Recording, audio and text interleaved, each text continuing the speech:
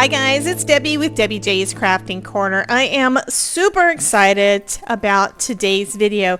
This is my first official design team project for Pear Blossom Press. You guys have probably seen me do other cards on my channel where I'm using the lights from Pear Blossom Press, but I've recently joined their design team and I am so super excited to be working with Amanda on this. So what I'm going to be using today is the one light from Pear Blossom Press. It is basically a little mini flashlight that is perfect for inside your cards. Love these guys. This is basically the easiest way, absolute easiest way I have ever seen to be able to add a light to your card to make yourself a light up card. Awesome. And I'm going to be using a stamp and die set that is new to me from Spellbinders. I just purchased this recently. Spellbinders has some great sales every once in a while, so I'm usually looking at those to see what I don't have that I want. And I thought that this would make a fantastic light up card, so that's what we're going to be using. I'm going to start off by just stamping out some pieces using my Misty. I've got my new waffle flower sticky mat in here to hold my cardstock in place for when I need to do restamping, which I always do. And we're going to go ahead and get started. First, I'm going to do a little stamping. I think I'm going to use the ornament in this set as my main focal image. It's also the place that's going to replace the letter O in the word joy. But there are two other images you can use for the same thing. So I'm stamping all three of them out, and I'm going to do it a couple of times.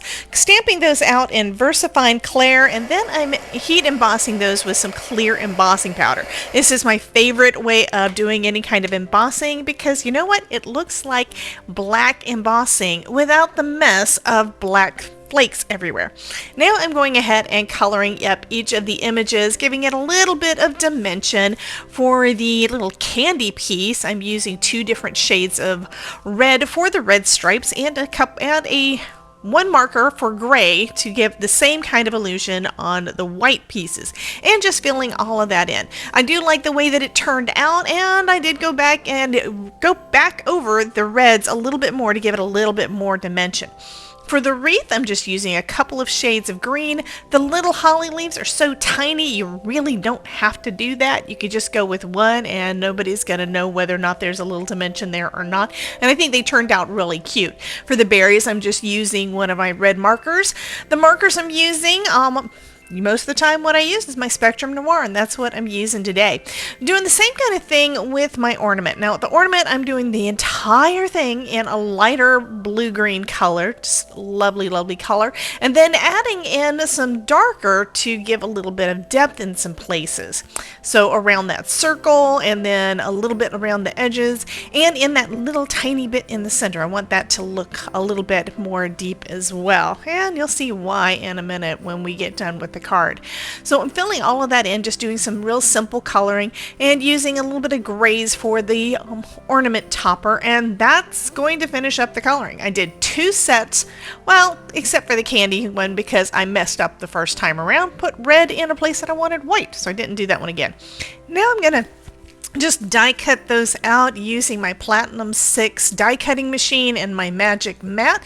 That's my preferred way to do any die cutting, and I love the way that the images turned out. They turned out so super cute. Now I'm going to go ahead and put the word onto the card. I'm wanting these to all say joy, so I'm using my ornament as the center place and as going to be the O, and then I position the Y and the J to the sides. I'm using the grid that came with my waffle flower mat to help me line everything up, and you can see that die cut one is going to go over the top.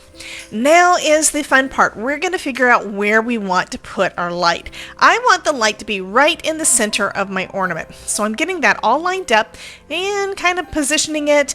You can move it around as much as you need to before sticking it down to see exactly where you want it. Now the little light, it's got a little LED light at one end, and then it's got a little button that you push to turn it on. So you need to know where you want that button to be. So I put a little pencil mark there. And now I'm using the stamp set from Pear Blossom Press. This is brand new and I'm so excited to get it. I love this.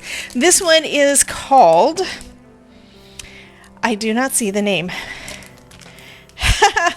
Anyway, it is one that has got all of the fun little bits on there for you to add to your cards so you know where to push the button. And I'm stamping that in some All That Jazz, the same ink that I used for the rest of the card. I'm also using some pattern paper from in my stash to be in my background. Now I'm going to poke a hole right in the middle of that stamped ornament. This is going to be behind where the die cut ornament is, and I can go ahead and get everything positioned perfect in place using some double-sided tape on the top of the battery pack to be able to stick that on to the back of my little white panel.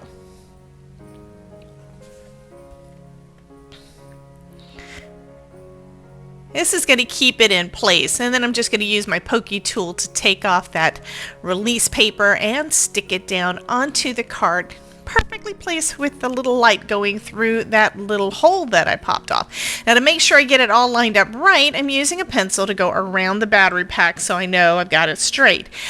Once you get familiar with the mechanism, it's not going to be as big of a deal. I don't trust myself in remembering exactly where everything is, so I always use a pencil to make sure I get everything lined up exactly where I want it. And as long as you don't push down too hard, you can reposition it if you don't get it exactly perfect.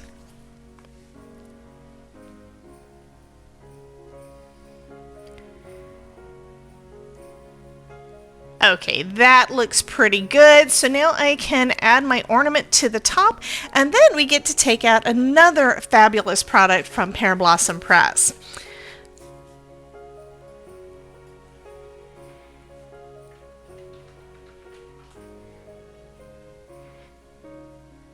I love the way that works out. Okay, here's what I was talking about. Pear Blossom Press, world's best foam tape. This stuff is absolutely fabulous. I love this stuff. I absolutely love it. You're able to put it down. It is repositionable for 30 minutes. So if, like me, you mess up and you need to move things around, you've got time to do so. Also with this one, it is perfect thickness to go with our little lights. So you don't have any kind of bulges anywhere. It just fits exactly perfectly flat. They aren't going to notice that there is actually a mechanism in there until they see the little button that says to push here. So that's one reason why you always want to put that on there. So I'm adding a little bit of foam in different places on the back after I put it around the edges, because I've got in mind I want the light to only show around, or mostly only show around where that ornament is. So I'm having to position some more foam tape to kind of act as a block, and it works out fabulous. This also means that if you see any blockages on when you put down your foam tape when you are making one of these, that you want the light to be more radiant than what I'm doing concentrated, so I need all that extra there. If you wanted it to be more radiant, you would of course try to make sure you don't put any foam tape there, because it will block the light. Now I'm going to go ahead and get the card put together. I'm just adhering down my teal-ish colored background panel. That is just some pattern paper I had in my stash, and then I'm going to position my little Joy focal image right on top. I think this turned out fabulous.